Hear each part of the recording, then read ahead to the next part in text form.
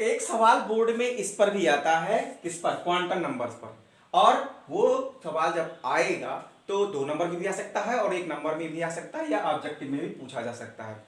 तो क्वेश्चन अगर आप समझ लेंगे तो आपसे क्वेश्चन छूटेगा नहीं। तो चलिए चलते हैं क्वांटम नंबर्स के बारे में। 4 होती हैं, प्रिंसिपल, एजीमुथल, मैग्नेटिक और स्पिन। प्रिंसिपल क्वांटम नंबर, इसको हिंदी में मुख्य कहते हैं, इसको द्विगंशी कहते हैं, इसको चुंबकीय क्वांटम संख्या कहते हैं और इसको चक्रण क्वांटम संख्या कहते हैं। अब एक एक के बारे में थोड़ी सी जानकारी ले लेते हैं कि इसको एन से रिप्रेजेंट करते हैं, इसको एल से, इसको एम से, इसको एस से।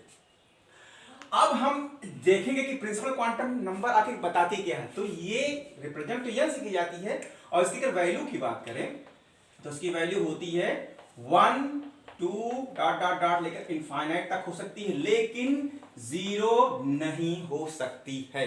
और n का मान n पर निर्भर करता है इन दोनों में, और इसका इस पर निर्भर करता है।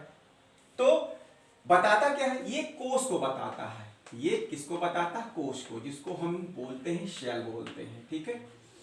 एल क्या बताता है, इसकी वैल्यू क्या होती है, इसकी वैल्यू जो होती है इस पर निर्भर करती है, n के मान पे पर निर्भर करती है। ठीक है।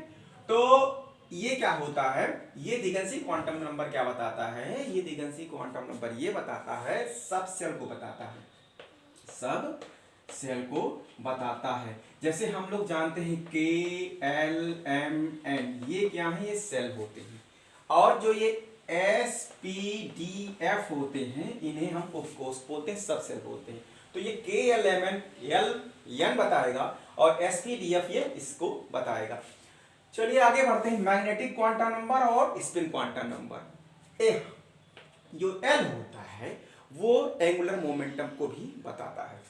एक क्वेश्चन लगाएंगे और सारी वैल्यू हम लोग पुट करेंगे। इफ n इक्वल टू 4, अगर मुख्य क्वांटम संख्या 4 है तो l के मान क्या कितने होंगे और m के कितने होंगे और s के कितने होंगे।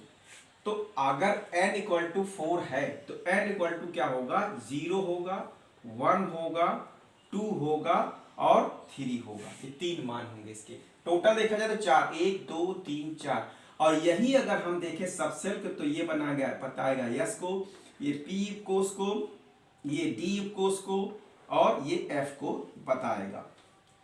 अब m की बात अगर हम करेंगे तो अगर l इक्वल टू 0 है तो m का मान भी क्या होगा, 0 होगा।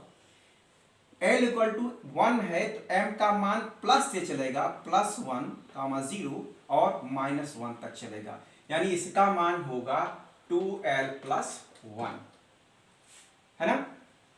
ठीक इसी तरह अगर l इक्वल टू 2 होगा तो इसका मान हो जाएगा m का +2 से स्टार्ट होगा और 0 को लेता हुआ -1 और -2। कुल की बात करें तो l इक्वल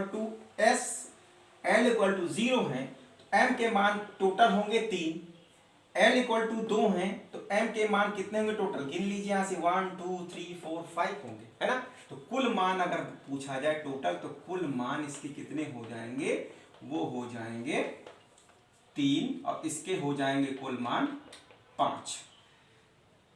अब l इक्वल टू 3 की बात करें तो ये +3 से स्टार्ट होगा, +2 +1 0 -1 -2 और -3, ये इसका मान होगा।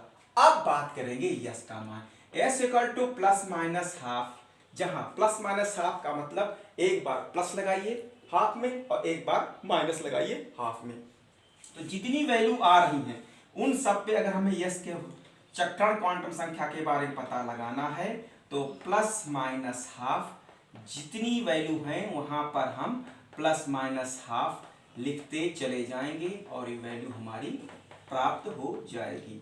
तो इस तरह से हम सॉल्व कर सकते हैं क्वेश्चंस को अगर आता है एक क्वांटम नंबर आपसे पूछा जाता है। ठीक, आज के वीडियो में इतना ही और लेकर आएंगे हम दूसरा क्वेश्चन थोड़ी ही देर में। तब तक के लिए पढ़ते रहिए अवर की पाठशाला आरजे रत्नेश के साथ।